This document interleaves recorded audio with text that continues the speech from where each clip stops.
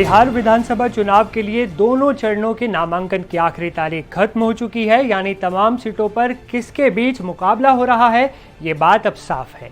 इसके साथ ही उन विधानसभा सीटों का भी खुलासा हो चुका है जहां पर महागठबंधन के ही दल एक दूसरे को चुनौती देते हुए नजर आएंगे। इस दोस्ताना लड़ाई को लेकर फिलहाल लोगों में भी कंफ्यूजन है। कुल मिलाकर ऐसी 11 सीटें हैं जहां पर कांग्रेस और महागठबंधन के बाकी दल आमने सामने लड़ाई कर रहे होंगे। आइए जानते हैं कौन सी हैं वो सीटें जहां पर महागठबंधन के दल एक दूसरे के खिलाफ चुनावी ताल ठोक रहे हैं। नमस्ते, मैं हूं असीम और आप देख रहे हैं एनडीटीवी इंडिया। वैशाली सीट से कांग्रेस के संजीव कुमार आरजेडी के अजय कुमार कुशवाहा के सामने मैदान में उतरेंगे। बिहार शरीफ से ओमान खान कांग्रेस के सीपीआई के शिव कुमार को टक्कर देंगे। बछवाड़ा सीट से कांग्रेस के शिव प्रकाश अवधेश कुमार राय जो सीपीआई के हैं उनके सामने मैदान में उतर गए हैं। राजापाकड़ सीट से कांग्रेस की प्रतिमा कुमारी सीपीआई के मोहित पासवान को टक्कर देंगी।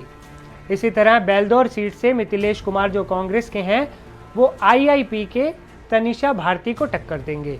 चैनपुर सीट से गोविंद बिंद वीआईपी के उम्मीदवार हैं जो आरजेडी के ब्रजकिशोर बिंद के सामने मैदान में होंगे। कहलगाम सीट से कांग्रेस के प्रवीण कुमार कुशवाहा आरजेडी के रजनीश भारती के सामने चुनाव लड़ते हुए नजर आएंगे। इसी तरह सुल्तानगंज सीट से कांग्रेस के ललन कुमार आरजेडी के चंदन कुमार को टक्कर देंगे। सिकंदरा सीट से कांग्रेस के विनोद कुमार चौधरी आरजेडी के उदय नारायण के सामने चुनावी मैदान में होंगे।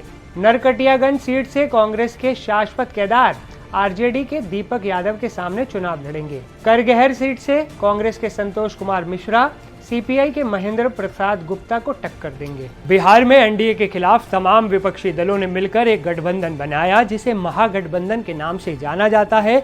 हालांकि सभी सीटों पर यह गठबंधन कायम नहीं रहा। दूसरे चरण की 9 सीटों पर और पहले चरण की 6 सीटों पर एक ही गठबंधन के उम्मीदवार आमने सामने आ गए। हालांकि इनमें से कुछ सीटों पर उम्मीदवारों ने अपना नाम वापस ले लिया।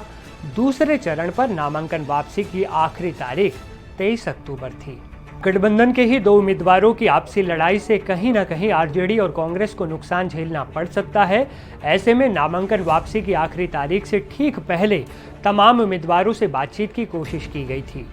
आखिरी दिन 3 उम्मीदवार मान गए और अपना नाम उन्होंने वापस ले लिया। इसमें बाबूरही सीट पर वीआईपी उम्मीदवार ने नाम वापस लिया, वारसलीगंज में कांग्रेस के उम्मीदवार ने नाम वापस लिया और लालगंज विधानसभा सीट से कांग्रेस के उम्मीदवार ने नाम अपना वापस ले लिया।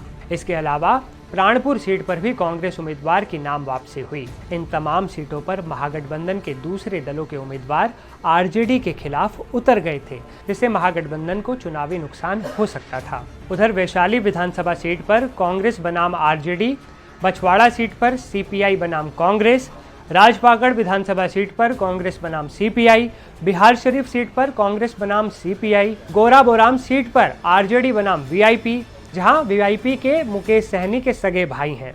चैनपुर विधानसभा सीट पर वीआईपी बनाम आरजेडी, कहलगाम सीट पर कांग्रेस बनाम आरजेडी, सुल्तानगंज सीट पर आरजेडी बनाम कांग्रेस, सिकंदरा सीट पर आरजेडी बनाम कांग्रेस, नरकटियागंज की सीट पर आरजेडी बनाम कांग्रेस, करगहर सीट पर सीपीआई बनाम कांग्रेस की लड़ाई देखने को मिलेगी इस चुनाव में।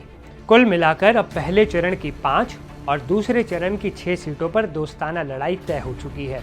वहीं सुगौली सीट से वीआईपी उम्मीदवार का पर्चा रद्द हो गया, जबकि मोहनिया सीट से आरजेडी उम्मीदवार का नामांकन रद्द कर दिया गया। मोहनिया सीट से आरजेडी ने अब तक निर्दलीय उम्मीदवार को अपना समर्थन दिया है। इसी तरह से मढ़ौरा सीट पर एनडीए का कोई उम्मीदवार नहीं है। ये सीट चिराग पासवान को दी गई है, लेकिन पार्टी सिंबल की कुछ खामी को लेकर उनकी पार्टी के उम्मीदवार का पर्चा खारिज कर दिया गया। जिन सीटों पर महागठबंधन के 2 उम्मीदवार हैं वहाँ भारी नुकसान हो सकता है। इस आपसी लड़ाई का सीधा फायदा एनडीए को पहुंच सकता है, ऐसा जानकारों का मानना है। यानी इन 11 सीटों पर उम्मीदवारों की आपसी लड़ाई ने एनडीए के लिए मुकाबला आसान कर दिया। अब सवाल है, ये फ्रेंडली फाइट क्या है? राजनीतिक शब्दावली में फ्रेंडली फाइट का मतलब है जब गठबंधन के 2 सहयोगी दल एक ही सीट पर अपने अपने उम्मीदवार उतार देते हैं, लेकिन एक दूसरे के खिलाफ तीखा हमला नहीं करते।